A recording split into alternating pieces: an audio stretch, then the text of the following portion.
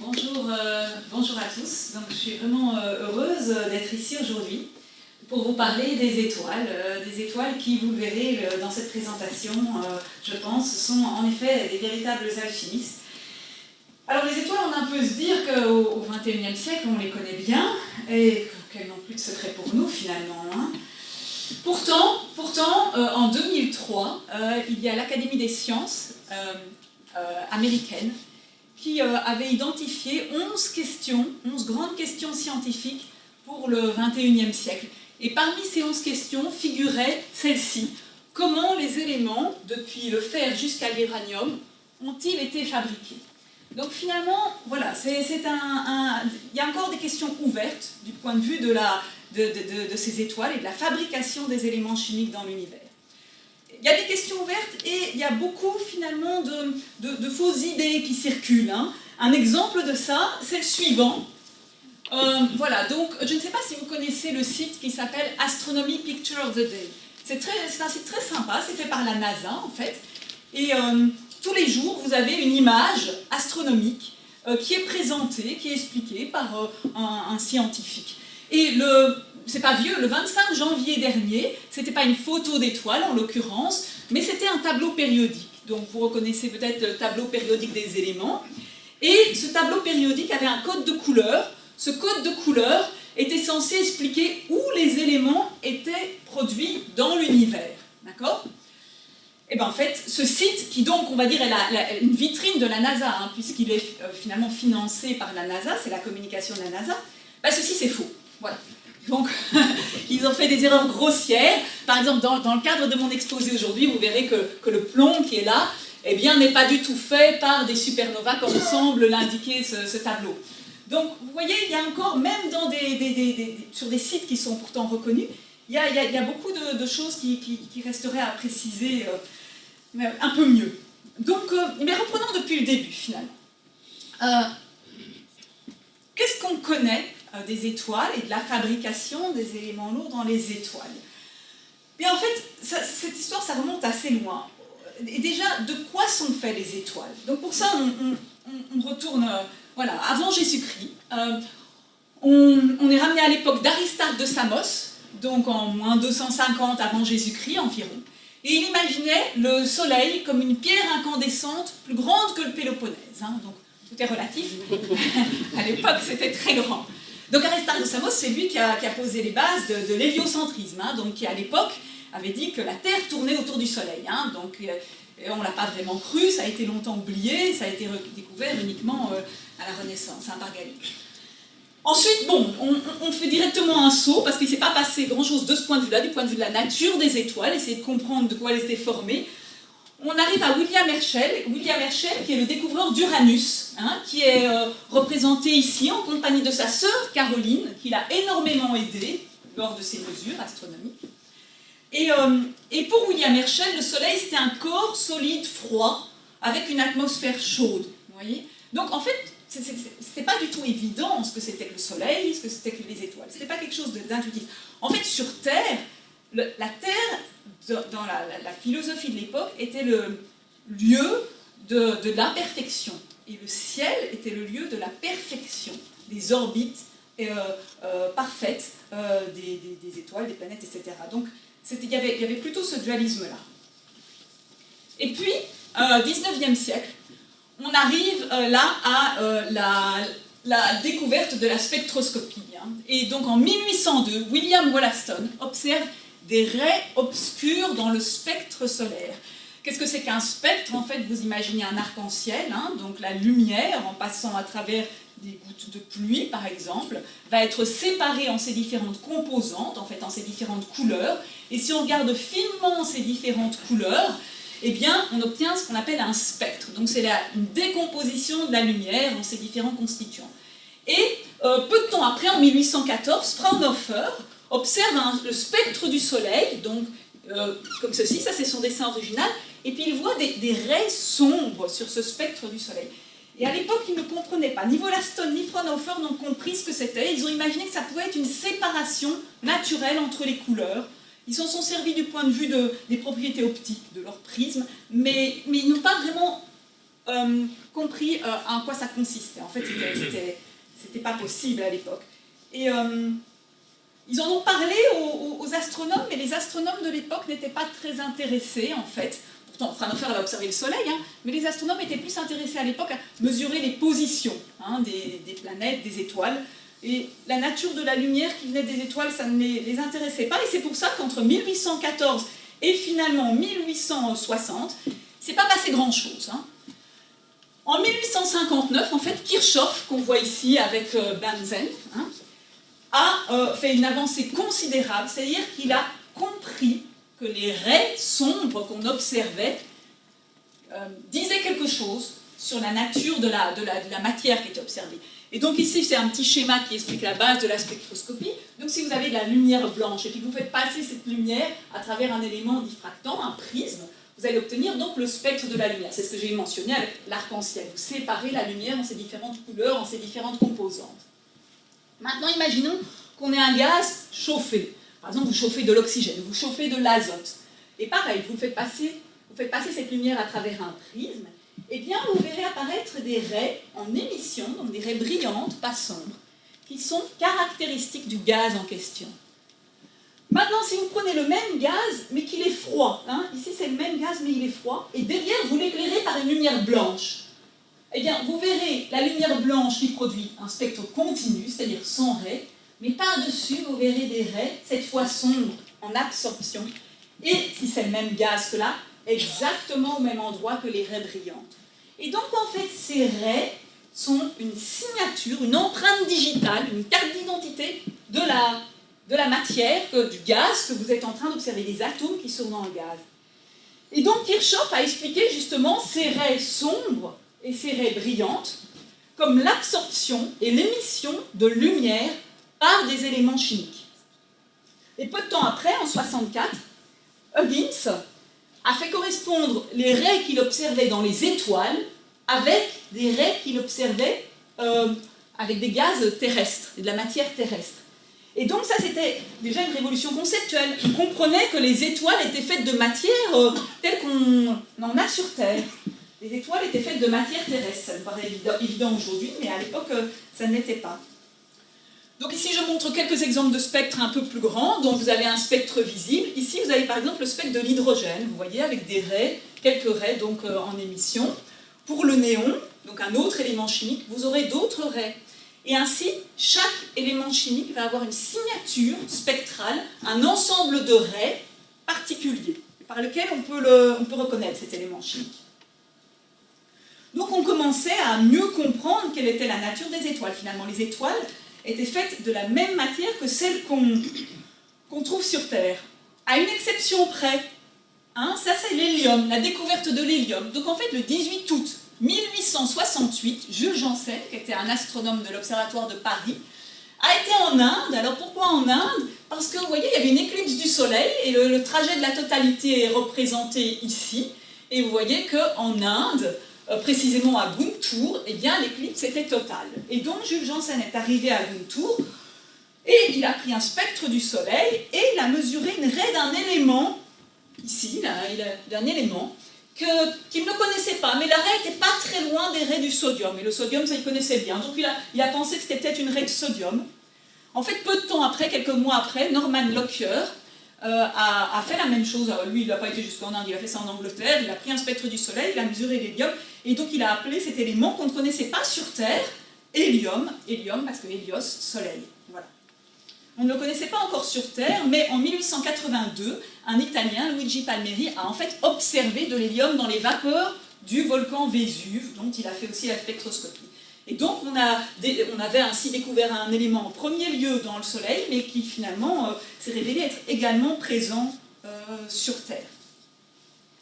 Ah oui, pour la petite histoire, Norman Lockyer, enfin oui, donc j'en parlerai un petit peu plus tard. Donc voilà, donc il y a eu cette fameuse éclipse du 18 août 1868, et il y a un scientifique qui a été furieux de ne pas pouvoir y assister à cette éclipse du 18 août 1868, c'est Angelo Secchi. Angelo Secchi, c'était un père jésuite italien, qui a été ensuite directeur de l'Observatoire du Vatican, Et il n'a pas pu se rendre en août 68 à cette éclipse en Inde, donc il n'était pas très heureux. Bon, du coup, il a continué ses observations à Rome. Bien lui en a pris, parce qu'il a découvert les étoiles carbonées. Et ça, c'est ce qu'il a publié peu de temps après à Paris, en fait. C'est vraiment la planche originale de son ouvrage. Donc vous voyez des spectres d'étoiles. Il a observé des milliers de spectres d'étoiles, 4000 environ. Hein. Donc, et puis il les a classés dans différents groupes, selon, voilà, selon les traits caractéristiques de ressemblance. Et il y a sa classe 4, notamment son quatrième type. Eh bien, c'est ces deux spectres-ci. Eh bien, il a observé des bandes ici. Je ne sais pas si vous pouvez voir, on voit des grandes bandes, ce qu'on appelle des bandes d'absorption. Hein. C'est plus sombre ici, c'est plus sombre ici, et ici aussi. Eh bien, ces deux spectres-ci correspondent à des étoiles carbonées. Et il s'en est rendu compte. Hein. Donc ici, j'ai trouvé que la citation en anglais de sa publication originale.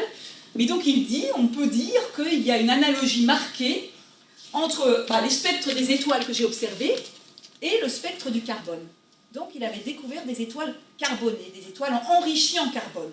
Donc voilà, ça c'était étonnant, parce que ces étoiles, il avait aussi noté qu'elles étaient très rares. Ça va avoir de l'importance pour la suite de mon exposé. Donc voilà, donc on comprenait que les étoiles étaient finalement faites de matière ordinaire. Et puis on arrive fin du 19e siècle, en 1896, Henri Becquerel découvre la radioactivité. Donc les éléments radioactifs sont une source de chaleur et ils transforment des éléments lourds, de l'uranium par exemple, en éléments plus légers. Alors c'était pratique parce que déjà ça nous a permis d'avoir une horloge géologique, et puis Rayleigh a pu ainsi dater la Terre et savoir que la Terre a été au moins valeur minimum âgée de 100 millions d'années. Et puis il y a William Crookes, hein, l'inventeur du radiomètre de Crookes, qui en fait a eu l'idée que dans l'univers primordial, lors de la naissance de l'univers, il y avait un élément unique, très lourd, du coup, très, très gros, et qui ensuite se serait séparé en plein de constituants, en plein d'atomes, d'accord ? Et ça, il a appelé ça son prolite, son espèce de superatome. Il a appelé ça son prolite. Il a dit, voilà, au début de l'univers, il y avait le prolite, un gros atome, et après, on comprend bien, on sait qu'il y a la radioactivité produit des éléments plus légers, donc tous les autres éléments de l'univers ont dû se séparer à partir de ce prolite. Bon, on va voir évidemment que ce n'est pas le cas, mais disons que c'était une première idée pour essayer de se dire qu'est-ce qu'il y avait au tout début de l'univers dont tout le reste a découlé. Hein ? Donc, voilà en ce qui concerne la nature des étoiles. Maintenant, il y a un autre problème qui peut paraître différent, mais qui finalement va se révéler intimement lié, c'est quelle est la source d'énergie des étoiles. Alors, Camille Flammarion, hein, qu'on voit ici à son télescope, dans son Astronomie populaire, donc en 1879, avait déjà compris que la source d'énergie des étoiles ne pouvait pas être chimique. Hein. Donc si le Soleil, bon, on était en plein 19e siècle, révolution industrielle oblige, si le Soleil était composé de charbon de terre massif brûlant dans de l'oxygène pur, il ne pourrait brûler pendant plus de 6000 ans sans être entièrement consumé. Il serait donc éteint depuis l'origine des temps historiques. Donc on se doutait que les étoiles ne fonctionnaient pas par réaction chimique. Et on peut faire des petits calculs d'ordre de grandeur. Donc je fais ça dans mon cours. Bon, je vous passe les détails, mais c'est très simple en fait. On prend l'énergie du lien chimique, on divise par la luminosité du Soleil, qui est finalement l'énergie que le Soleil émet par unité de temps. Et on arrive, alors pas exactement à la valeur de Camille Flammarion, mais que le temps typique, hein, c'est le temps de vie du Soleil, si le Soleil fonctionnait par des réactions purement chimiques, eh bien ce serait 300 ans. D'accord ? Donc évidemment, ça ne tient pas la route. Et donc depuis Camille Flammarion, depuis le début du XXe siècle, les gens ont bien compris ça. Alors, ils ont pensé, est-ce que l'énergie pourrait être gravitationnelle ? Est-ce que ça pourrait être, le Soleil se contracterait sur lui-même et on ne le verrait pas parce que ce serait infinitésimale, la contraction du Soleil sur lui-même. Mais néanmoins, cette contraction permettrait de libérer de l'énergie. Alors, c'est vrai qu'une contraction gravitationnelle permet, par le théorème du Viriel, de libérer de l'énergie. Mais quand on fait le calcul, on tombe sur un temps de vie de 30 millions d'années. Et ça, c'est évidemment beaucoup trop court. Hein. Et donc, est-ce que l'énergie du Soleil, des étoiles, peut être nucléaire ? Eh bien là, quand on regarde l'énergie libérée par une réaction nucléaire typique, hein, on va voir quand on fusionne deux noyaux d'hydrogène pour fabriquer de l'hélium, qu'on divise toujours par la luminosité du Soleil pour obtenir ce temps caractéristique. Et là, on trouve de l'ordre de 10 milliards d'années. Et là, on se dit, ah, on a une source d'énergie qui permet d'avoir des étoiles qui vivent pendant 10 milliards d'années. Et c'est la seule qu'on connaisse. Donc, la source d'énergie du Soleil doit être nucléaire. Et ça, c'est dans les années 20. Alors, il y a une controverse. Perrin a eu en fait l'idée, Perrin, c'est Jean Perrin, un astronome français, a eu l'idée en même temps, quasi en même temps qu'Arthur Eddington.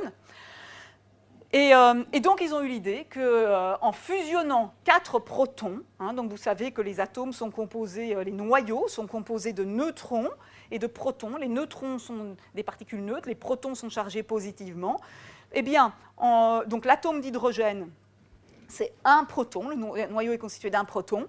Eh bien, si on fusionne, si on met ensemble 4 protons, eh bien alors, on pourrait obtenir un noyau d'hélium et de l'énergie. Pourquoi de l'énergie, finalement? Eh bien, parce que, déjà, à l'époque, on avait compris ce que c'était que l'énergie de liaison et le défaut de masse. Donc là, j'explique rapidement. En fait, la masse d'un noyau, un noyau atomique, donc constitué de protons et de neutrons, elle est toujours inférieure à la somme de ses constituants si vous les prenez indépendamment. D'accord? Et il y a ce qu'on appelle le défaut de masse. C'est-à-dire que vous prenez le nombre de protons multiplié par la masse d'un proton, plus le nombre de neutrons multiplié par la masse d'un neutron, ça devrait faire la masse totale. Ben non, si on enlève la masse totale du noyau, eh bien, on a quelque chose qui n'est pas nul. Et en fait, cette énergie, eh bien, quand on fusionne des protons pour former, par exemple, de l'hélium, il va y avoir de l'énergie, justement, qui va être libérée sous forme de lumière, en fait, sous forme de ce qu'on appelle des rayonnements, des rayons gamma, d'accord, selon la célèbre formule E égale mc carré. D'accord ? Et donc, en fait, cette énergie représente l'énergie de liaison du noyau. Et c'est l'énergie qu'il faut fournir au noyau pour le briser dans ses constituants. Et donc, je reviens à Eddington et à Perrin, ils avaient bien compris que si on fusionnait des protons et qu'on fabriquait ainsi un noyau d'hélium, on aurait une libération d'énergie. Mais là, il y a une controverse qui a agité la Royal Society à Londres pendant des mois et des mois, si pas des années, entre en fait Eddington, donc il disait c'est le seul moyen pour que les étoiles fabriquent de l'énergie, et Jeans, un physicien anglais également, qui lui disait mais non, voyons, des protons, ce sont des particules chargées positivement, et que des particules chargées positivement vont se repousser. Il y a ce qu'on appelle la répulsion coulombienne, donc ce n'est simplement pas possible. Alors, bien sûr, au centre du Soleil, il fait très chaud. Eddington, qui était un excellent physicien, avait calculé la température au centre du Soleil. Il savait que c'était de l'ordre de 10 millions de Kelvin. C'est très élevé, mais c'est insuffisant pour permettre à des protons de fusionner. Et donc, il y a eu un long débat. Il paraît qu'à la Royal Society à Londres, les gens venaient, même les gens d'autres thématiques de recherche, des gens qui n'étaient pas des astronomes, venaient assister aux querelles entre Eddington et Jeans parce que c'était un débat très vif de mois en mois qui continuait. Et Eddington a fini par reconnaître, il disait, bon voilà, l'hélium a dû être fabriqué par fusion d'atomes d'hydrogène. Et il dit, bon, je ne vais pas discuter avec les critiques qui disent que les étoiles ne sont pas assez chaudes, donc là il visait Jeans, mais il dit simplement, je dis à ses critiques d'aller trouver un endroit plus chaud. C'était son go and find a hotter place. Voilà. Donc en fait, ce qu'il ne savait pas, c'est que finalement, ce serait possible au centre du Soleil de réaliser cette fusion. Mais ce qu'il ne savait pas non plus, ce qui a été découvert plus tard, c'est que la majorité de l'hélium de l'univers n'a pas été produit dans les étoiles, malgré tout, mais a été produit lors du Big Bang. Et c'était ça, l'endroit plus chaud, évidemment, les conditions plus chaudes qu'il fallait, qui étaient nécessaires pour réaliser cette fusion de manière extrêmement efficace. Mais là, j'ai un petit peu anticipé. Reprenons le fil historique.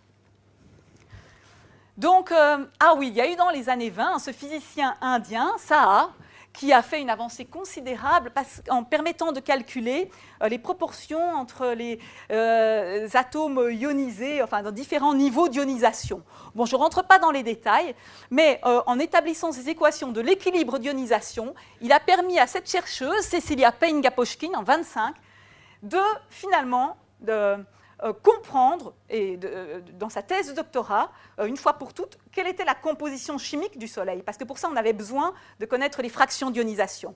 Et elle a établi que l'hydrogène et l'hélium étaient majoritaires dans les étoiles. Et ça, c'est seulement en 1925.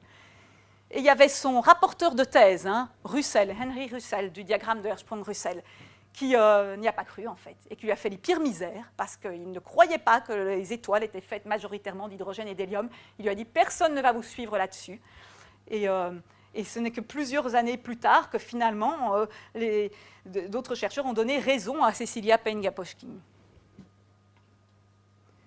Et puis est arrivé Georges Gamow, donc ce physicien russe émigré aux États-Unis, qui a expliqué en 1928, d'une part, la radioactivité alpha, c'est-à-dire comment finalement, je simplifie très fort, des noyaux peuvent éjecter des particules, et finalement le phénomène inverse, comment des particules peuvent fusionner dans le noyau. Et on vient à la fameuse fusion. Comment des particules positives peuvent vaincre cette répulsion coulombienne, donc la répulsion entre charges positives, pour fusionner. Donc comment on peut arriver à faire la fusion nucléaire En fait, bon, pour cela, il fallait invoquer des effets de mécanique quantique et un effet qu'on appelle l'effet tunnel. Voilà.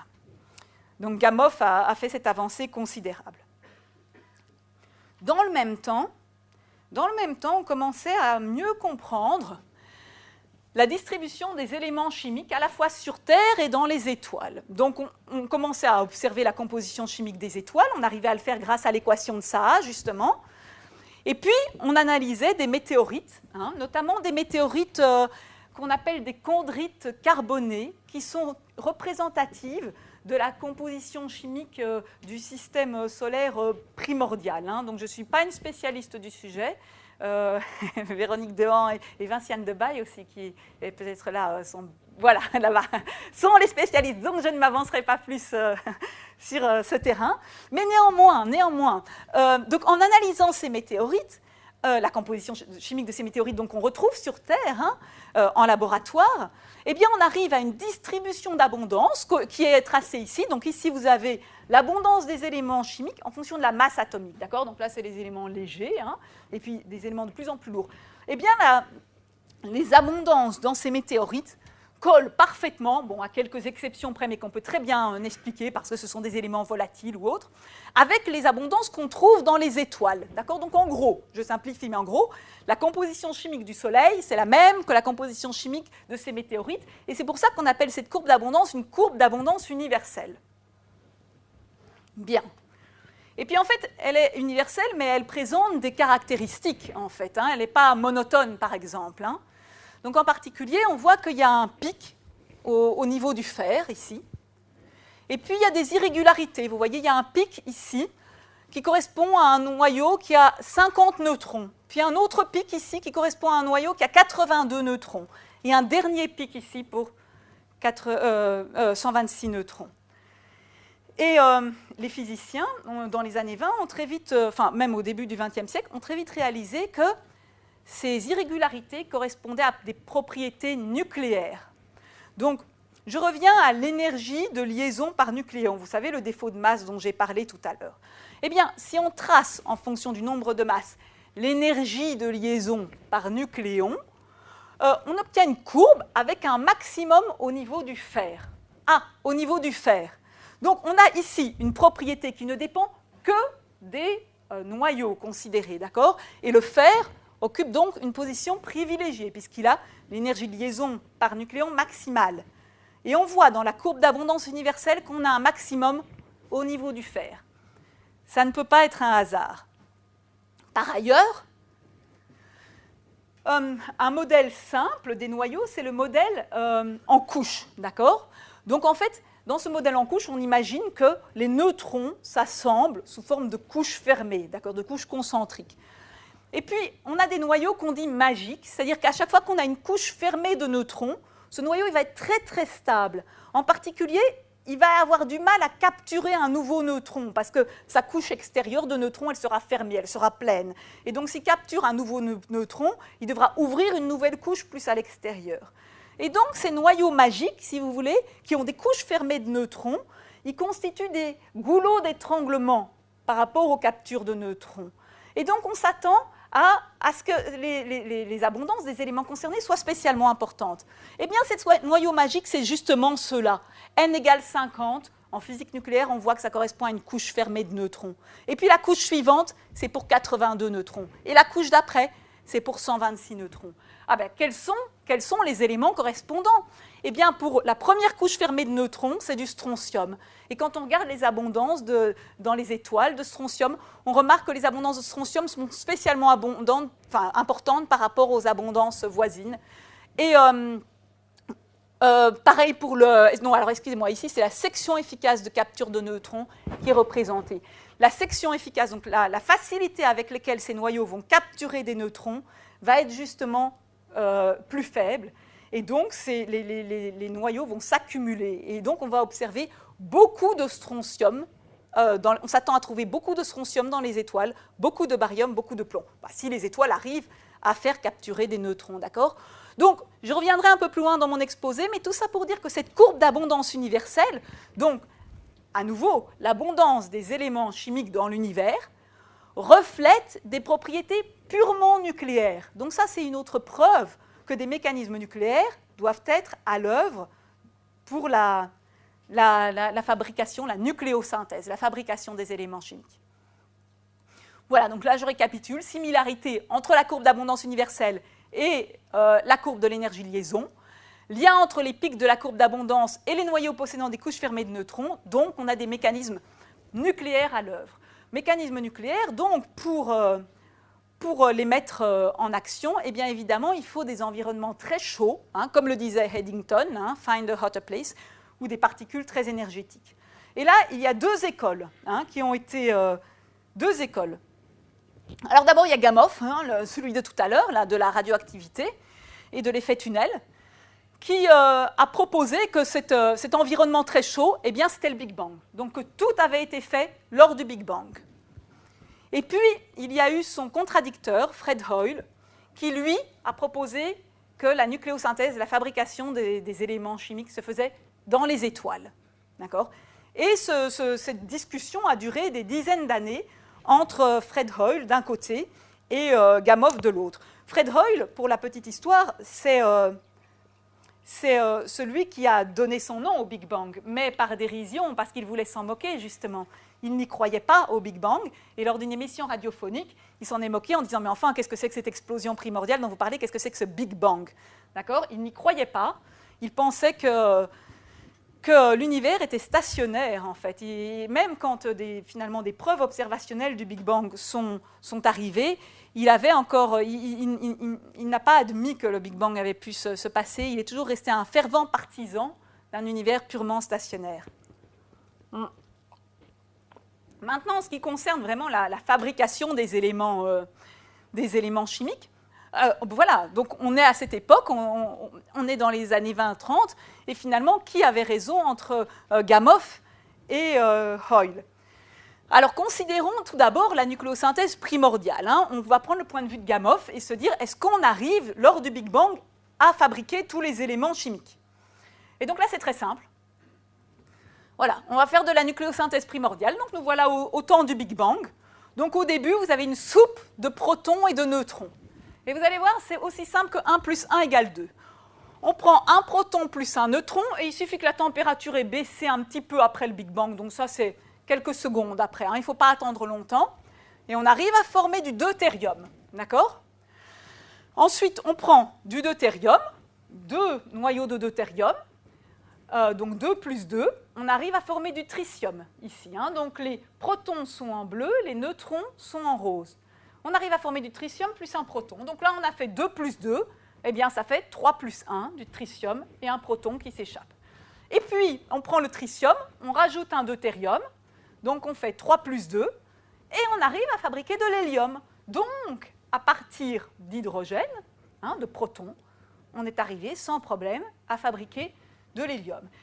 Il y a une autre possibilité qui était détaillée ici, qui s'est également produite lors du Big Bang, avec du deutérium, cette fois en forme de l'hélium 3, et puis de l'hélium 3 plus du deutérium, on forme aussi donc, de l'hélium 4. Donc ces deux scénarios sont possibles, se sont produits lors du Big Bang, et on a ainsi, vous voyez, fait 1 plus 1 égale 2, 2 plus 2 égale 4, qui est la même chose que 3 plus 1, etc. 3 plus 2, ça ne fait pas 5, vous voyez, ça fait 4 plus 1. On a 4, on est content, parce qu'avec 4, avec un noyau de masse 4, on est à l'hélium.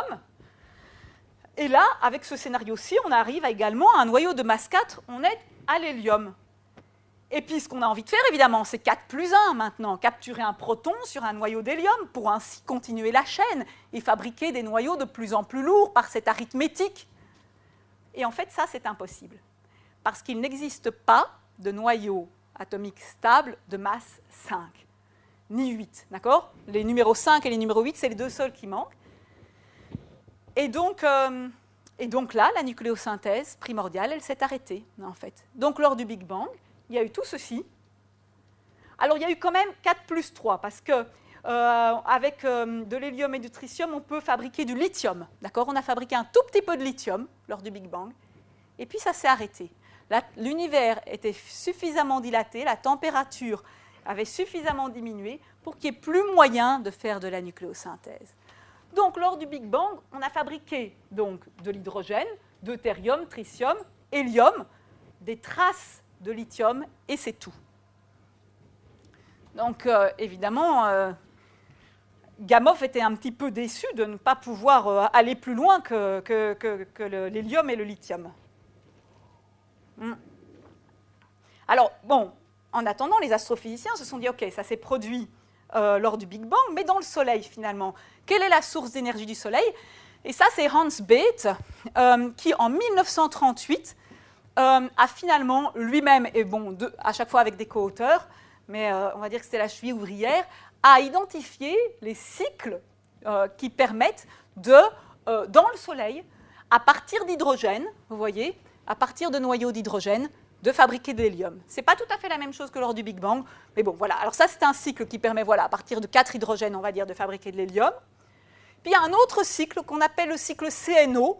Alors rapidement, c'est parce que le carbone, l'azote et l'oxygène jouent le rôle de catalyseur dans ce deuxième cycle. C'est-à-dire qu'ils ne sont pas utilisés, ils servent simplement à faciliter les réactions nucléaires et à partir d'un noyau d'hydrogène à produire, à partir de 4 noyaux d'hydrogène, à produire de l'hélium. Donc ces CNO ne sont pas utilisés, ils sont recyclés, si vous voulez. Ça veut dire que pour que ce cycle fonctionne, il faut qu'il y ait du carbone, de l'azote et de l'oxygène déjà présents dans l'étoile.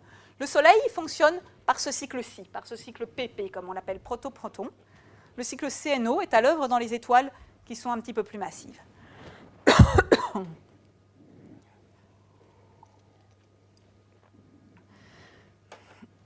Donc, dans les deux cas, une fois qu'on a fait la combustion, alors en astrophysique, on utilise des termes de chimie, ça c'est un reliquat historique, mais bien sûr, il faut lire fusion nucléaire, d'accord? Mais c'est un vocabulaire habituel en astrophysique.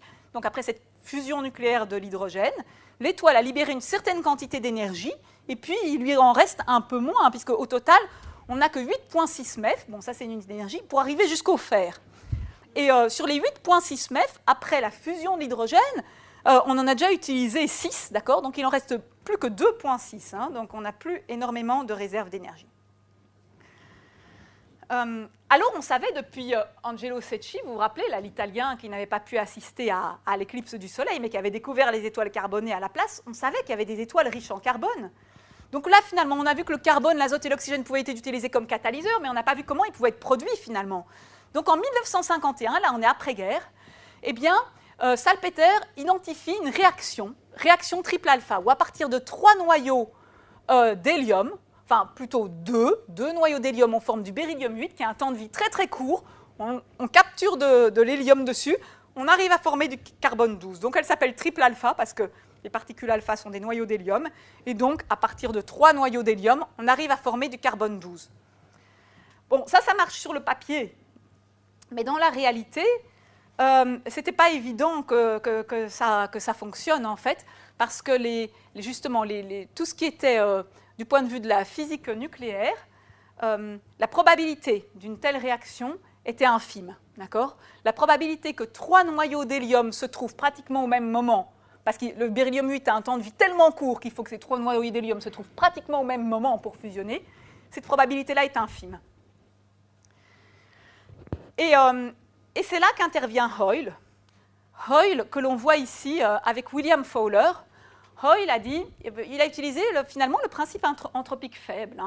Il a dit, puisqu'on est là, puisqu'on existe, c'est-à-dire puisqu'il y a du carbone dans l'univers, puisque nous, on est formé en grande partie à base de carbone, puisqu'on existe, alors le carbone doit avoir un niveau d'énergie à 7,6 MeV.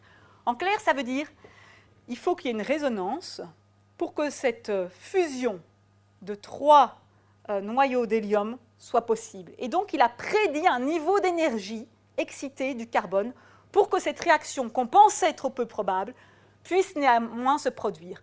Mais ce niveau d'énergie n'avait pas encore été identifié. Donc, il a été voir son copain Fowler, William Fowler, qui était un expérimentateur. Donc là, on a Fred Hoyle, là, on a Fowler, en 1953. Donc, Fowler était un expérimentateur au laboratoire Kellogg, et il lui a demandé « mesure-moi ce niveau excité du carbone », ce que Fowler a demandé à son équipe de faire, et dans le mois, dans les 15 jours, il avait la réponse. Le niveau d'énergie du carbone était présent exactement à l'énergie prédite par Fred Hoyle. Et donc ça, c'est un des rares exemples où finalement ce principe entropique faible, encore une fois, a été utilisé. C'est-à-dire que puisqu'il y a du carbone dans l'univers, il fallait que ce carbone ait pu être produit. Et donc il fallait qu'on ait cette coïncidence d'énergie qui a été trouvée. Ah oui, ici j'ai mis une photo de Fred Hoyle, toujours le même, avec Georges Lemaître, hein, donc, en 1958. Donc je me demande bien ce qu'ils se sont dit lors de cette entrevue, puisque Fred Hoyle était évidemment farouchement opposé au Big Bang, dont Georges Lemaître est l'un des inventeurs. Hein. Et puis, il y a eu une observation capitale qui a coupé court à toute la controverse qui existait entre, donc on va dire, les partisans de Hoyle et les partisans de Gamow, hein, c'est-à-dire les partisans de la nucléosynthèse stellaire et les partisans de la nucléosynthèse primordiale. C'est en 1952, Paul Merrill, un Américain, qui a observé des raies de technétium à la surface de certaines étoiles qu'on appelle les étoiles S, d'accord, de type spectral S. Alors, qu'est-ce que c'est que le technétium? Le technétium, c'est un élément radioactif qui est utilisé actuellement comme marqueur en médecine. Il est radioactif et le technétium 99, donc l'isotope 99 du technétium, possède une durée de vie de 210 000 ans, et 210 000 ans, c'est très court à l'échelle de l'évolution stellaire. Ça veut dire que si on observe du technétium dans une étoile, c'est que l'étoile est en train d'en produire. Et en fait, Merrill a observé dans certaines étoiles, alors là, je ne vous mets pas ces spectres à lui parce que je ne pense pas qu'il soit encore disponible, mais je vous mets des spectres que j'ai obtenus, d'étoiles. Donc vous voyez que là, on a des raies atomiques, donc qui correspondent aux signatures de différents éléments chimiques. On est dans l'UV, à 4260 angstroms. Et à cet endroit-ci, vous voyez, dans ces deux étoiles ici du bas, il n'y a rien de particulier. Par contre, dans cette étoile-ci, on a une grosse raie qui vient se superposer. Et donc cette étoile-ci, c'est justement une de ces étoiles S, donc enrichie en technétium. Donc c'est la preuve qu'il y a certaines étoiles qui possèdent du technétium, donc qui possèdent un élément radioactif qui a une durée de vie très courte par rapport à l'évolution stellaire. Si du technétium est présent dans cette étoile, ça veut dire que l'étoile est en train d'en fabriquer. Comment l'étoile amène le technétium de son cœur jusqu'à sa surface? Ça, c'est un autre problème. À l'époque, ils ne le savaient pas. Bon, ils se disaient qu'il doit y avoir des mécanismes de mélange. Mais en tout cas, si on observe du technétium à la surface de l'étoile, l'étoile est capable de fabriquer des éléments chimiques. Et donc ça, voilà, ça c'était l'observation coup près, capitale, qui a permis finalement, peu de temps après, donc c'était en 1952 et en 1957, voilà, l'article fondateur de la nucléosynthèse stellaire, publié par les époux Burbidge, donc Geoffrey et Margaret Burbidge, Fowler, toujours lui, hein, l'expérimentateur que Hoyle avait été voir, et Hoyle. Et donc, dans cet article, sont détaillés les 7 ou 8 processus par lesquels les étoiles peuvent fabriquer tous les éléments chimiques, sauf évidemment l'hydrogène et l'hélium primordial, c'est-à-dire ceux qui ont été produits lors du Big Bang. Et donc voilà, qu'est-ce que le Big Bang a fait? Le Big Bang, je vous ai dit, hein, il a fait de l'hydrogène, de l'hélium, puis des traces de lithium. Je ne vous ai pas parlé du beryllium et du bore, mais c'est infime. Donc ici, on a une échelle logarithmique. Hein, donc c'est-à-dire que en fait, les quantités d'hydrogène et d'hélium par rapport aux quantités de lithium sont considérables. D'accord ? Donc il a fait de l'hydrogène, de l'hélium, et c'est tout, on va dire. Et aujourd'hui, on observe donc cette fameuse courbe d'abondance universelle que je vous ai montrée tout à l'heure. Donc on observe plein d'autres choses. Et tout le reste, c'est les étoiles qui l'ont fait. D'accord? Donc ça voilà, c'était Gamow pensait que le Big Bang avait pu tout faire, mais finalement il s'est trompé sur ce coup-là. Hoyle avait raison en ce qui concerne la nucléosynthèse stellaire. Donc maintenant, pour expliquer comment finalement tous ces éléments chimiques-ci se produisent jusqu'au fer, on va séparer en deux, puisque le fer est un peu cet élément clé, et que jusqu'au fer on arrive à faire de la fusion. Eh bien, on va regarder comment tous ces éléments chimiques jusqu'au fer se sont produits, se sont synthétisés, et après on regardera ce qui se passe au-delà du fer. Mais pour l'instant, concentrons-nous sur la partie jusqu'au fer. Je récapitule. Donc, dans les étoiles, on fusionne de l'hydrogène en hélium, on fusionne de l'hélium en carbone, et puis ainsi de suite, on capture sur du carbone des noyaux d'hélium, on fabrique de l'oxygène, du sodium, du néon, et on va jusqu'au silicium et jusqu'au fer, en gros. Et puis on s'arrête là. On s'arrête là parce que au-delà, donc la fusion consommerait de l'énergie et ça ne serait plus possible. Alors en pratique, qu'est-ce qui se passe dans les étoiles? Vous avez ici, pour une étoile qui fait 25 fois la masse du Soleil, ce sont les étoiles qui font ce processus-ci.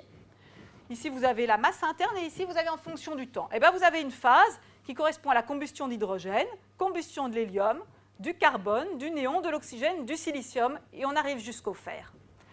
Alors, ce qu'on peut remarquer, mais c'est écrit en tout petit ici, vous ne pouvez sans doute pas lire, mais donc je vais vous le résumer, c'est que la température à laquelle ces étapes de fusion nucléaire se produisent, les températures sont de plus en plus élevées, depuis 10 millions de Kelvin ici, jusqu'au milliard de Kelvin ici. Donc les Kelvin, c'est la même chose que les degrés. Pour ces ordres de grandeur-là, on peut dire que c'est des degrés. Les densités sont également de plus en plus importantes. Et par contre, les temps sur lesquels se produisent ces étapes de fusion nucléaire sont de plus en plus petits. Donc, regardez, pour la fusion de l'hydrogène en hélium, on est à 7 millions d'années. La fusion de l'hélium en carbone, on n'est plus qu'à 500 000 ans. La combustion du carbone ne prend plus que 600 ans. Le néon, 1 an. L'oxygène, 6 mois. Le silicium, 1 jour. Et après ça, qu'est-ce qui se passe? Évidemment, vous avez compris, le scénario s'emballe, l'étoile explose en supernova. Donc, on a des étoiles qui, avant leur explosion, enfin détonation, déflagration, ont cette structure-là, c'est-à-dire une structure en couche, avec de l'hydrogène, de l'hélium, et puis les produits de la fusion, et à l'intérieur, un corps de fer-nickel. Et cette étoile va finir, donc une fois qu'elle est arrivée au fer dans son cœur, il va se produire une fin cataclysmique, et elle va expulser toutes les couches de son enveloppe et exploser en supernova. Donc ça se produit dans des étoiles massives, d'environ, de masse supérieure, on pense à environ 15 fois la masse du Soleil. Donc je reviens à ma courbe d'abondance universelle, et donc on a compris comment finalement tous ces éléments chimiques-là pouvaient être produits. Hydrogène, hélium lors du Big Bang, et puis tout cela finalement dans les étoiles massives. Et on arrive au fer, et là, au fer, à partir du fer, comment faire pour fabriquer tout le reste? Oui, c'est le cas de dire. Pour fabriquer tout le reste. Le problème, c'est qu'il faut obligatoirement procéder par capture de neutrons. Pourquoi? Parce que sur un noyau de fer, vous ne pouvez plus fusionner donc, des protons. Ça va être trop défavorable énergétiquement. Vous avez la barrière, la répulsion coulombienne qui devient trop importante. Par contre, les neutrons, eux, ils sont neutres. Donc, ils peuvent rentrer à l'intérieur du noyau et fabriquer donc, ainsi des éléments plus lourds. Donc, capture de neutrons, très bien. Et donc, en fait, 2 processus ont été identifiés, 2 processus qui correspondent à 2 simplifications, on va dire. Un processus qui se produit quand les densités neutroniques sont importantes. Donc, je vais revenir à ça après. Typiquement, quand le temps de capture de neutrons est beaucoup plus court que le temps typique de désintégration bêta. Je vais expliquer ceci dans une minute. Et ça se produit quand les densités sont importantes dans les phases explosives. Il faut des densités de neutrons importantes, donc on pense qu'il faut des phases explosives. Et un processus lent, alors qui correspond à l'approximation inverse, le temps typique de capture d'un neutron, qui est beaucoup plus grand cette fois que le temps de désintégration bêta-, et qui se produit pour des densités neutroniques plus faibles, et qui doit correspondre à des phases plus calmes de l'évolution stellaire. Alors, ce qu'on sait, c'est que chacun de ces processus contribue pour environ 50% des noyaux plus lourds que le fer. Donc, ils sont efficaces à peu près à part égale. Donc, je vais les détailler un petit peu, parce que c'est finalement ce qui va nous permettre d'arriver à la fin de l'exposé. Donc, ici, vous avez ce qu'on appelle une carte des nucléides, donc des noyaux. C'est-à-dire qu'en abscisse, j'ai le nombre de neutrons, et en ordonnée, j'ai le nombre de protons. D'accord ? Et vous voyez que les noyaux, ils ne sont pas n'importe où.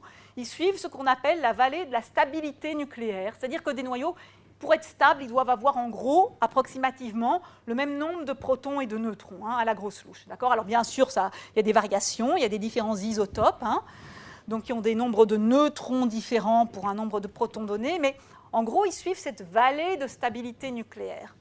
Et donc, on représente de manière courante tous les noyaux dans cette carte. Alors, je fais un zoom sur cette carte, voilà, sur une région particulière. Et alors, je reviens à mes deux processus. Eh bien, quand on capture des neutrons, donc comme horizontalement, c'est l'axe des neutrons, si je capture des neutrons, je vais me déplacer comme ceci, d'accord ? Puis, à un moment donné, je vais arriver à un endroit où je n'ai pas de noyau stable. Et donc, il va se produire ce qu'on appelle une désintégration bêta. Et donc, je vais en fait transformer un neutron en proton, d'accord ?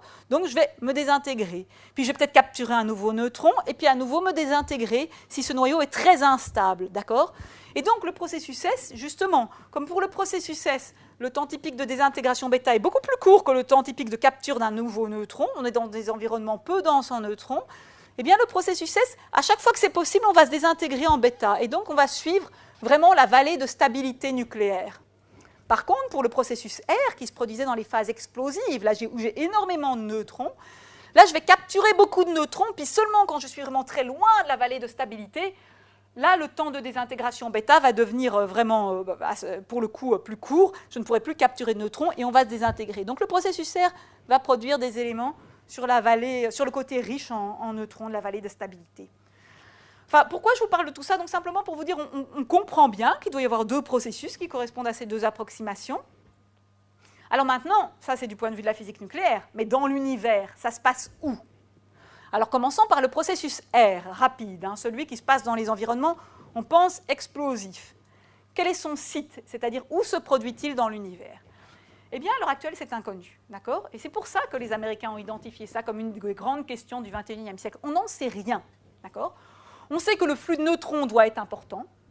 On sait que ces astres doivent être capables d'éjecter la matière, puisqu'on observe des éléments qui ont été produits par ce processus. Si vous voulez, des éléments riches en neutrons, ici, on en observe dans la nature. Donc on sait que ce processus est à l'œuvre quelque part dans l'univers. On ne sait pas où.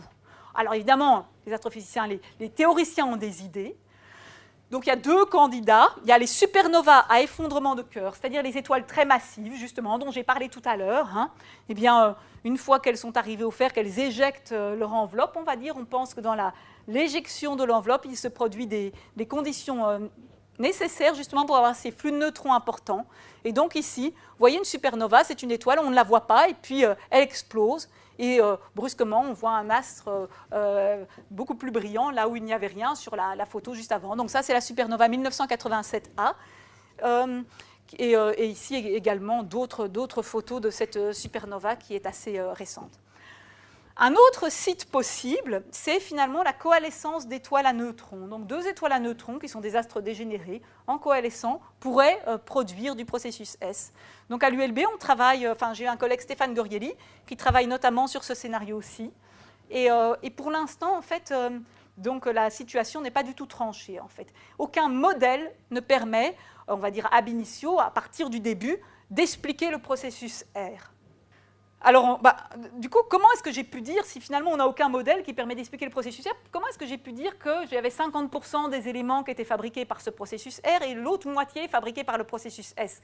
Comment j'ai pu dire ça ? Parce que le processus S, heureusement, on le comprend un peu mieux. Donc, voilà, le processus S, on sait qu'il se produit, alors soit dans des étoiles relativement massives, pendant une phase que je ne vais pas détailler, mais ça c'est une composante faible, donc on va un petit peu, je ne vais pas insister sur cette composante-ci aujourd'hui, soit dans des étoiles de masse faible et intermédiaire, c'est-à-dire de 1 à 8 fois la masse du Soleil, pendant une phase que j'appellerais la phase AGB, d'accord ? La phase AGB, c'est une phase où les étoiles sont des géantes rouges. Donc ici, vous avez une modélisation hydrodynamique qui représente un petit peu à quoi doit ressembler une étoile AGB, si on pouvait la voir de près, bien sûr. C'est un modèle, ceci. Donc vous voyez que c'est une étoile géante, dont le rayon fait de l'ordre entre 500 et 1000 fois le rayon du Soleil, qui a quelques énormes cellules convectives. Et à l'intérieur de ces étoiles, on pense que se produisent les conditions, des neutrons sont produits pour avoir ce processus S, donc, qui se produit lors de phases non explosives. Ces étoiles n'explosent pas. En fait, elles finissent leur vie en ce qu'on appelle des nébuleuses planétaires. Elles éjectent leur enveloppe, mais d'une manière calme, en fin de vie. Le Soleil, dans 4 milliards d'années, deviendra une étoile de ce type, fabriquera donc des éléments lourds par le processus S, éjectera son enveloppe de manière calme et finira comme une étoile naine blanche. Donc le processus S, on le comprend assez bien. On pense que là, dans ces étoiles AGB, que j'appelle AGB, on pense qu'il y a un endroit à l'intérieur, proche du cœur de l'étoile, où on peut avoir une source de neutrons. Parce que c'est ça qu'il nous faut. Je vous ai dit, il faut capturer des neutrons sur les noyaux de fer. Mais d'où ils viennent, ces neutrons?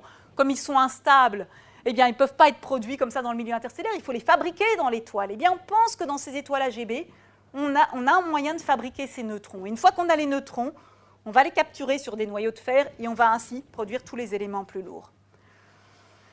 Alors, est-ce qu'on a des preuves de ça? Est-ce que celui-là, bon, le processus R, je vous ai dit, on ne sait pas du tout, on ne comprend rien, on ne sait même pas où il se passe. Mais le processus S, ce processus qui se passe dans ces étoiles AGB, est-ce qu'on a des preuves? Eh bien, oui. Et je reviens, vous voyez, à cette courbe d'abondance universelle. Vous vous rappelez, vous avez l'hydrogène, l'hélium et puis les éléments de plus en plus lourds. Et vous vous rappelez que j'avais mes noyaux magiques à n égale 50 neutrons, n égale 82 et n égale 126. Eh bien, regardons le premier pic d'abondance qu'on avait aux alentours de n égale 50. Quels sont les noyaux concernés? Eh bien, c'est le strontium, l'yttrium et le zirconium. Alors, est-ce qu'on connaît des étoiles, justement, qui auraient beaucoup de strontium, d'yttrium et de zirconium? Parce que ça indiquerait que, justement, alors, ces étoiles ont peut-être fabriqué, justement, ces éléments par capture de neutrons, par ce processus S.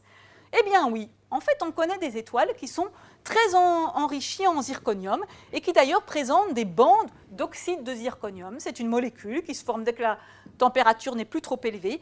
Et ici, vous voyez le spectre d'une de ces étoiles, donc la lumière diffractée d'une de ces étoiles. Et vous voyez qu'ici, on a des bandes d'absorption moléculaire. Donc c'est un peu comme les raies atomiques dont je parlais au début, sauf que ça concerne des molécules. Donc en fait, on a énormément de raies juxtaposées. Ça produit carrément des bandes d'absorption. Enfin, je vous dis ceci, c'est simplement pour vous dire, là, on a la signature qu'on a la molécule oxyde de zirconium. Et en fait, en faisant des modèles, on arrive à voir que ça correspond à un enrichissement de l'étoile en zirconium. Vous voyez, il y a d'autres bandes d'absorption ici en oxyde de zirconium.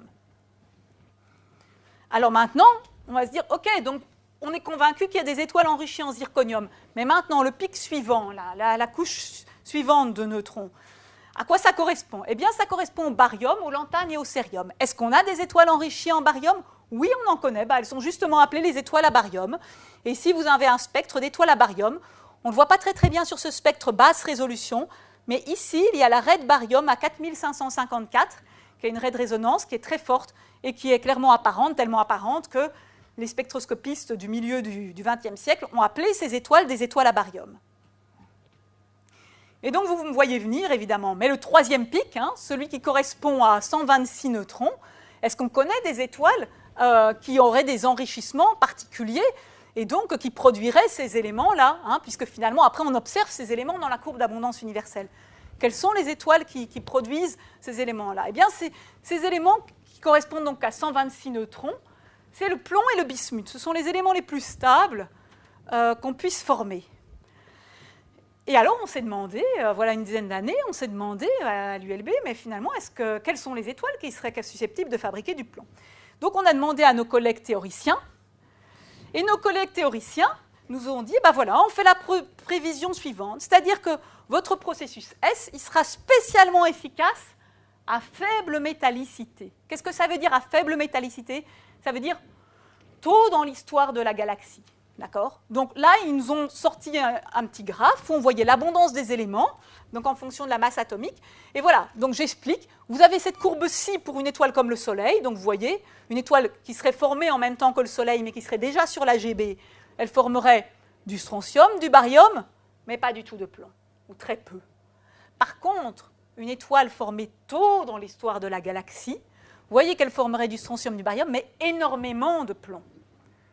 Oui, ce que je n'ai pas dit, mais peut-être que je dois le préciser, c'est que le Soleil n'est pas une étoile de première génération. Donc, il y a eu plusieurs générations d'étoiles avant le Soleil. Donc, le Soleil ne fait pas partie des toutes premières étoiles formées dans la galaxie. D'accord? Et donc, nos collègues nous ont dit, écoutez, allez observer une étoile formée au tout début de l'histoire de la galaxie, mesurez le plomb, et nous, on vous dit, d'après nos calculs théoriques, que ces étoiles, le processus S devrait être très efficace, donc vous devriez observer du plomb. Alors ça, c'est évidemment des conseils de théoriciens, mais les observateurs, ils disent, mais oui, mais des étoiles AGB, donc formées tôt dans l'histoire de la galaxie, on n'en connaît pas à l'heure actuelle. On n'en connaît simplement pas. On n'en a pas identifié dans le ciel à l'heure actuelle. Et c'est là que parfois, finalement, des recherches qui ont été menées pendant de longues années et qui, a priori, n'avaient pas un rapport immédiat avec cette problématique, se révèlent extrêmement fructueuses. C'est-à-dire qu'à l'Institut d'astronomie et astrophysique de l'ULB, Alain Jorissen et mes prédécesseurs étudiaient depuis longtemps des étoiles binaires, en fait. Et donc, quand cette problématique est arrivée, eh bien, on a pensé à finalement aller essayer d'observer des étoiles binaires. Pourquoi? Alors, j'en viens à ces étoiles binaires. En particulier, une classe d'étoiles binaires qu'on appelle les étoiles CH. CH, justement, ce sont des étoiles carbonées, hein, parmi celles que Secchi avait observées là. Eh bien, ces étoiles CH sont des étoiles de faible métallicité, c'est-à-dire formées tôt dans l'histoire de la galaxie, mais qui ont été polluées. Alors, qu'est-ce qui s'est passé? Regardez, imaginez, vous avez un système binaire, deux étoiles qui tournent l'une autour de l'autre. Ce n'est pas exceptionnel du tout, hein. Donc, environ 50% des étoiles, comme le Soleil, font partie de systèmes binaires. Pour les étoiles plus massives, ça monte jusqu'à 80%, ou même plus. Donc, ce n'est pas exceptionnel. Imaginons que deux étoiles tournent autour de l'autre, puis l'une des deux devient une étoile géante, une AGB, capable de fabriquer du processus S. Et puis, elle pollue d'une manière ou d'une autre. Donc ça, c'est un dessin, ce n'est pas une photo, évidemment, c'est une vue d'artiste. Elle pollue, elle va déverser une partie de sa matière sur l'étoile compagnon, qui restait là en stand-by, qui n'avait pas bougé. Quelques milliards d'années plus tard, qu'est-ce qui se passe? Cette étoile-là, c'est devenue une étoile naine blanche, c'est-à-dire un astre mort, en fin de vie, et très difficilement détectable. Donc, en gros, nous, on ne la voit pas, celle-là. Par contre, on va observer une étoile qui va être une étoile polluée, par de la matière qui a été fabriquée dans l'étoile compagnon. Mais du coup, cette étoile, c'est un fossile, en fait. Elle garde la trace d'une nucléosynthèse, d'une fabrication d'éléments lourds qui s'est produite des milliards d'années plus tôt. D'accord? Et donc, ça nous permet d'avoir accès à ce processus S tel qu'il était tôt dans l'histoire de la galaxie, ce qu'on voulait justement. Donc, on a eu cette idée, on s'est dit, on va aller regarder s'il y a du plomb dans ces étoiles-là qui ont été polluées. On a fait une demande de temps de télescope. On a obtenu du temps à l'observatoire de la CIA au Chili. Et on a obtenu notamment un spectre, vous voyez, alors je vous montre un spectre, avec, ici, vous voyez en rouge, vous avez une synthèse s'il n'y avait pas de plomb, pas beaucoup de plomb, d'accord? Et en fait, dans cette étoile-là, on a observé énormément de plomb. Donc, cette étoile-là avait été polluée par des quantités énormes de plomb. Alors après, on a évidemment comparé aux prédictions des calculs de nucléosynthèse. Et ici, vous avez l'abondance en fonction du nombre de protons. Et en fait, le plomb est ici, et l'abondance observée, enfin les abondances, parce qu'on n'a pas mesuré que le plomb, on a mesuré également d'autres éléments lourds, coïncidaient exactement avec les prédictions des calculs du processus S. Donc vous voyez, en ce qui concerne ce processus S qui se produit dans ces étoiles géantes AGB, mais de manière calme, non explosive, les prédictions des modèles collent bien avec les observations. Donc on pense qu'on comprend dans les grandes lignes. Dans les grandes lignes, mais pas tout à fait. Par exemple, on ne comprend pas exactement, on sait qu'il y a des neutrons, mais on ne sait pas exactement quelle est la source de neutrons. Quelle réaction nucléaire exactement produit les neutrons? À quelle température se produit ce processus? Ça, on ne connaît pas exactement. Et c'est pertinent, mais le problème, c'est qu'on se dit, voilà, on a une étoile géante rouge, le processus S se produit donc tout au cœur de l'étoile, comme toutes les réactions de fusion. Et finalement, comment avoir accès aux conditions qui sont là au centre? C'est ce que Eddington avait dit. Il avait dit, voilà, à première vue, il pourrait sembler que l'intérieur du Soleil et des étoiles est moins accessible à l'investigation scientifique que n'importe quelle région de l'univers. Quel outil, finalement, pourrait percer les couches externes de l'étoile pour tester les conditions au cœur? Donc, en 1923, il était déjà confronté à ce problème. Il avait très envie, évidemment, lui, spécialiste de structure stellaire et d'évolution stellaire, d'aller voir ce qui se passait au cœur des étoiles. Mais il se disait, c'est impossible, quoi. Comment avoir accès à ces conditions? Eh bien, en fait, avec mes collègues de l'Institut d'astronomie et d'astrophysique, en fait, théoriciens, toujours, voilà, on a eu une idée, c'est-à-dire qu'on a mis au point un thermomètre pour aller justement mesurer cette température au cœur de l'étoile. Alors, quel est ce thermomètre? Eh bien, ici, sur cette figure, vous avez la température. Et puis, en ordonnée, vous avez un rapport que je vais appeler oméga étoile, d'accord? Ce rapport oméga étoile, c'est le rapport entre l'abondance de zirconium, donc un élément chimique, et puis l'isotope 93 du zirconium. Donc le zirconium, il a différents isotopes, c'est-à-dire il y a différents noyaux de zirconium, mais qui ont le même nombre de protons, évidemment, puisque c'est du zirconium, mais différents nombres de neutrons. D'accord ? Il peut y avoir du zirconium 90, 91, 92, 93, 94. Eh bien, je considère le zirconium 93, ce rapport zirconium 93 sur zirconium total. Eh bien, quand je considère ce rapport, on appelle un rapport isotopique, eh bien, ce rapport isotopique est une fonction sensible de la température. Donc, si vous voulez, là, on tient le thermomètre. C'est-à-dire qu'on se dit, si on arrive à mesurer ce rapport, on a la température à laquelle se produit ce processus S au cœur de l'étoile. Bien, mais comment mesurer ce rapport isotopique? Alors, vous allez me demander déjà, pourquoi ce rapport isotopique il dépend de la température? En fait, parce que ce rapport isotopique il est directement lié aux sections efficaces de capture de neutrons. Et puis, ces sections efficaces, elles sont sensibles à la température. Bon, alors, allons-y, il n'y a plus qu'à mesurer ce rapport isotopique. Alors, on va se tourner vers les raies atomiques de zirconium, donc essayer de mesurer les raies correspondant au zirconium 93 par rapport aux autres isotopes. Mais ça, c'est impossible, parce que les décalages isotopiques sont beaucoup trop petits. On n'arrive pas à mesurer. On va se tourner vers les raies moléculaires. Tout à l'heure, on a vu qu'il y avait de l'oxyde de zirconium dans les étoiles S. Et on sait que les décalages isotopiques pour les molécules sont plus importants. Malheureusement, on a essayé, mais le zirconium 93, la bande moléculaire de zirconium 93, d'oxyde de zirconium 93, était trop faible. En plus, il n'y en a pas beaucoup de zirconium 93. Et là où la nature nous aide, c'est qu'en fait, le zirconium 93 se désintègre en niobium 93. Donc, regardez, toujours dans ma carte des nucléides, ici, et je fais un zoom sur cette partie-ci. Eh bien, en fait, le zirconium 93 qui est sur le chemin, vous voyez, ça, c'est le chemin du processus S, où on capture des neutrons, on se désintègre en bêta. Eh bien, le zirconium 93 se désintègre en niobium 93. Oui, d'accord, une désintégration, et alors? Et alors, le niobium, il nous intéresse très très fort parce qu'il est monoisotopique. C'est-à-dire que tous ces autres isotopes sont instables. C'est-à-dire que si on observe du niobium, c'est du niobium 93. Et donc, au lieu d'aller mesurer ce rapport zirconium 93 sur zirconium total, il suffit de mesurer le rapport niobium sur zirconium total, puisque le niobium vient intégralement du zirconium. Et donc là encore, on a eu affaire à des étoiles binaires, des étoiles de type spectral S, donc les mêmes que celles où Merrill avait mesuré le technetium, là, dont j'ai parlé tout à l'heure.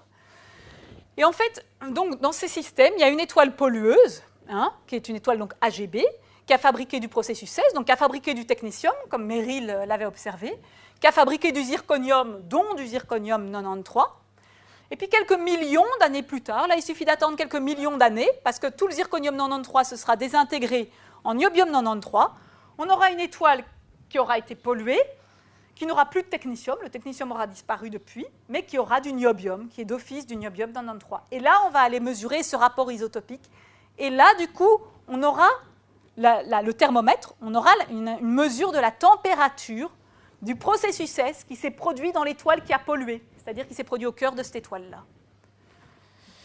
Alors pour ça, il fallait mesurer les abondances dans ces étoiles S. Et ça n'avait pas été fait parce que ces étoiles ont des spectres qui sont très difficiles à modéliser. On a dû rassembler énormément de données atomiques et moléculaires, construire ce qu'on appelle des modèles d'atmosphère et faire le transfert radiatif à travers ces modèles d'atmosphère. Et là, je vais vous montrer juste une petite illustration. Ça va être une petite animation. Ici, vous voyez le spectre d'une étoile entre 4000 angstroms et 10 000 angstroms. Donc, bon, en gros, c'est tout le visible, d'accord ? En rouge, vous avez les bandes d'absorption d'oxyde de titane et en bleu, d'oxyde de zirconium. Donc, pour l'instant, on ne les voit pas beaucoup parce que pour l'instant, on est à une température de 4000 Kelvin, d'accord ? Ce qui est assez chaud pour une étoile S. Mais la simulation va tourner et la température va décroître. Et vous allez voir comment le spectre total, qui est ici représenté en noir, donc c'est un spectre modélisé, comment il va finalement complètement s'écraser parce que tout le flux de l'étoile va être absorbé par les molécules oxyde de titane et oxyde de zirconium. Donc je vous passe l'animation. Vous voyez, au fur et à mesure que la température décroît, ces bandes moléculaires d'oxyde de titane en rouge, d'oxyde de zirconium deviennent de plus en plus importantes et le spectre total en noir, là, devient devient extrêmement, finalement, négligeable dans toute une partie du domaine visible. D'accord ? Alors vous allez me dire, mais c'est pas grave, allez mesurer les raies qui vous intéressent là où il y a encore du flux, parce que donc, en gros, ça veut dire qu'ici, il n'y a plus de lumière, hein, ou presque plus. Si on essaye d'observer l'étoile à ces longueurs d'onde-là, l'étoile est extrêmement faible. Le problème, évidemment, c'est que les raies des transitions de technétium et de niobium sont à ces endroits-là, donc là où, justement, il n'y a presque plus de flux. D'où la difficulté, si vous voulez, c'est sans doute pour ça que ça n'avait pas été fait avant, mesurer ces abondances de technétium et de niobium dans ces étoiles. Donc c'est ce qu'on a fait, en fait, à l'aide de mon étudiant en thèse, Peter Nesken, c'était sa thèse de doctorat. Et donc, juste pour vous montrer des spectres, donc je vous ai dit qu'il y avait très peu de flux, hein, donc là, ah oui, alors là, on est à nouveau à haute température, mais vous voyez, le spectre, il était très déprécié, on est dans ces régions-là. Mais néanmoins, en exposant très longtemps au télescope, on arrive néanmoins à capturer assez de photons pour arriver à avoir un spectre et à mesurer les raies de niobium. Donc ici, vous avez les raies de niobium dans 2 étoiles, et les raies de technétium, et à déterminer des abondances de niobium et de technétium. Alors, bon, le niobium, c'était important pour le thermomètre, il faut vous rappeler, il fallait mesurer ce fameux rapport oméga star, qui était ce rapport entre le zirconium et le zirconium 93, mais le zirconium 93 est devenu du niobium, donc on a mesuré ce rapport zirconium sur niobium, et on a obtenu une abondance qui est celle-ci, en bleu, d'accord ? Et voilà, et les prédictions des théoriciens nous disent que la dépendance est ici en noir. Donc en fait, avec les barres d'erreur, on a pu déduire que le processus S de nucléosynthèse dans ces étoiles s'était produit à une température inférieure à 250 millions de Kelvin. D'accord ? Donc il s'est produit dans cette gamme-ci, parce que là, il y a une barre d'erreur qui va de là à là. Donc il s'est produit dans cette gamme-ci du diagramme. Sans doute à seulement 100 millions de Kelvin, mais peut-être, voilà, 250. Néanmoins, on était très contents, parce que c'est contraignant. Vous allez me dire, oui, bon, on est bien avancé, la température du processus S dans les étoiles, ça nous avance à quoi ? Ben, ça nous avance que, justement, ça nous permet de déterminer la source de neutrons. Je vous ai dit que les neutrons, on ne savait pas exactement d'où ils venaient. Enfin, on a 2 candidats possibles. Soit ils peuvent venir de cette réaction nucléaire-ci, c'est-à-dire que le carbone 13, en capturant un noyau d'hélium et en relâchant un neutron, va produire de l'oxygène 16, et là, on produit un neutron. Soit il peut provenir de cette réaction-ci, néon 22, alpha N, magnésium 25. Là encore, on libère un neutron. Ces 2 réactions sont actives à des températures différentes. Et ici, j'ai indiqué les gammes de température. Cette réaction-ci n'est activée qu'à haute température.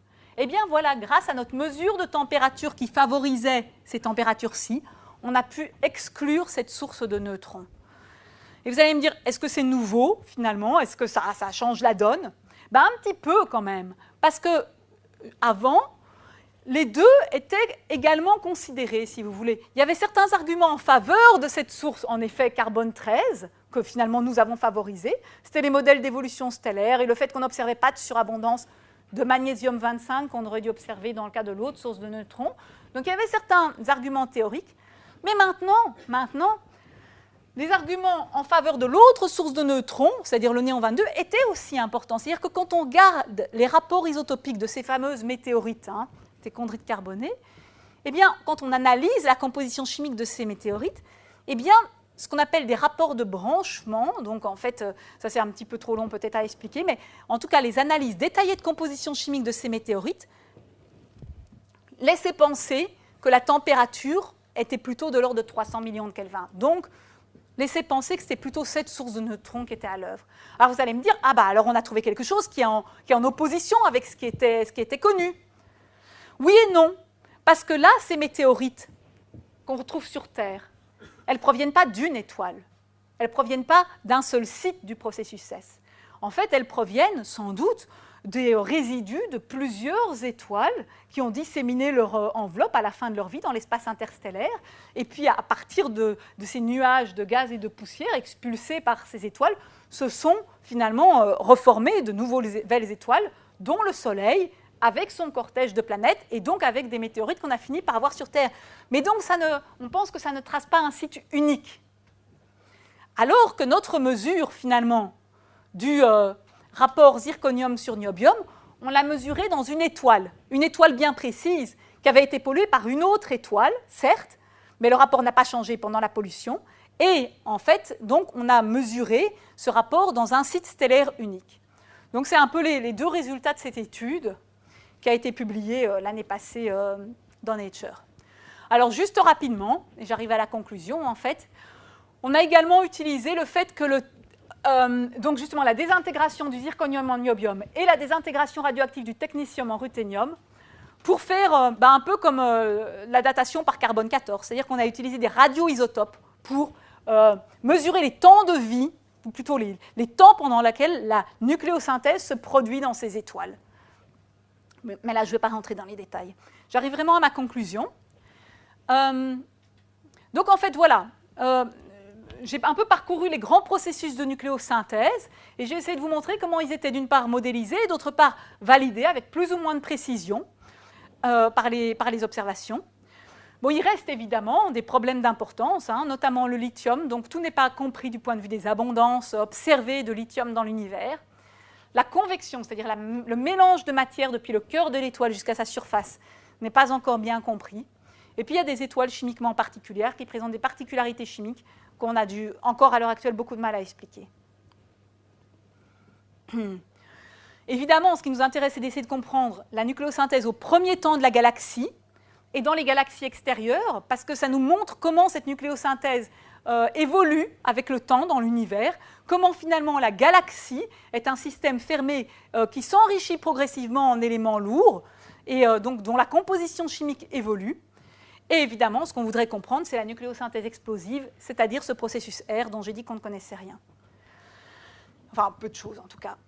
Alors ici, oui, voilà, je montre un dessin du télescope ELT, le Extremely Large Telescope de l'Observatoire européen austral, qui est en projet en fait, et dont le miroir devrait faire 39 mètres de diamètre, et qui évidemment est un télescope très très attendu dans les décennies à venir. Plus proche de nous, évidemment, il y a le satellite Gaia, qui est actuellement donc en orbite, et qui, dès septembre, va donner ses premiers résultats, c'est-à-dire va mesurer les parallaxes, donc les distances de 1 milliard d'étoiles. Et en astrophysique stellaire, on attend évidemment énormément de ce satellite et des données qu'il va nous fournir. Alors je voudrais finir avec un petit peu d'humour. Donc j'ai beaucoup parlé de Gamow pendant cet exposé, donc même si le pauvre, il est un peu le perdant de cette histoire, puisque Gamow, la nucléosynthèse primordiale, finalement, elle a fait que de l'hydrogène, de l'hélium, elle n'a pas fait grand-chose, et finalement c'était un peu Hoyle le gagnant. Mais Gamow, c'était un physicien qui avait un charisme apparemment extraordinaire et énormément d'humour. Donc il a écrit un bouquin, voilà, un peu une autobiographie informelle, dans laquelle il raconte un peu la genèse à sa manière. Donc j'ai mis le texte en anglais là, mais je vais le traduire en direct. Alors voilà, il dit au début, Dieu a créé le rayonnement et l'ILM. Alors qu'est-ce que c'était que l'ILM pour Gamow ? Eh bien, c'était un peu le prolite, là, vous vous rappelez, de William Crookes. C'était son élément primordial, mais contrairement évidemment à Crookes, qui pensait que c'était un super atome, pour Gamow, il savait bien que c'était une soupe de neutrons et de protons. D'accord ? Donc ce que Gamow entend par ILM, c'était un mot qu'il avait tiré du grec, je pense, mais qui voulait dire voilà, cette soupe primordiale de neutrons et de protons. Et donc il dit voilà, au début, Dieu a créé le rayonnement et l'ILM. Et alors l'ILM était sans forme ni nombre, et les nucléons, les noyaux, se collisionnaient follement dans l'immensité de l'espace. Bon, je ne traduis pas très très bien, mais voilà, vous voyez. Et Dieu a dit que soit la masse 2. Évidemment, donc on a vu que l'arithmétique, pour fabriquer des éléments de plus en plus lourds, il fallait progresser. Vous vous rappelez mon petit tableau d'arithmétique de nucléosynthèse. Que soit la masse 2. Et la masse 2 fut. Et Dieu a vu le deutérium, et c'était bien. Et Dieu a dit que soit la masse 3. Et il y a eu la masse 3. Et Dieu a vu le tritium et le tralfium, donc où il avait des noms un peu bizarres, mais c'est les isotopes qu'on a vus tout à l'heure, et c'était bien. Et Dieu a continué à appeler numéro après numéro, jusqu'à ce qu'il arrive aux éléments transuranium, donc à l'uranium. Et alors, quand il s'est retourné, qu'il a regardé son travail, il s'est rendu compte que ce n'était pas bien, parce que dans l'excitation d'avoir compté, il avait oublié le numéro 5. Vous vous rappelez, le numéro 5, qui manquait, qu'il n'y a pas d'isotope stable. Et naturellement, aucun élément aucun élément plus lourd n'avait pu se former. Donc ça, évidemment, c'était la grosse déception de Gamow, hein, ce numéro 5. Alors Dieu était très déçu. Et alors au début, il a voulu contracter l'univers à nouveau et recommencer du début. Mais ça aurait été beaucoup trop simple. Alors, comme il était tout-puissant, Dieu a décidé de corriger sa faute de la manière la plus improbable qui soit. Et Dieu a dit que soit Hoyle. Et Hoyle fut. Et Dieu a regardé Hoyle et lui a dit de fabriquer tous les éléments lourds de n'importe quelle manière comme il lui conviendrait. Et Hoyle a décidé de faire les éléments, de fabriquer les éléments dans les étoiles et de les disséminer autour par des explosions de supernovas. Mais en faisant ça, il devait obtenir la même courbe d'abondance que celle qui aurait résulté de la nucléosynthèse dans l'ILM si Dieu n'avait pas oublié le numéro 5. Et donc, avec l'aide de Dieu, Hoyle a fait les éléments lourds à sa manière. Mais c'était tellement compliqué qu'à l'heure actuelle, ni Hoyle, ni Dieu, ni personne d'autre peut comprendre exactement comment ça a été fait. Voilà, je vous remercie de votre attention et je cite mes sources.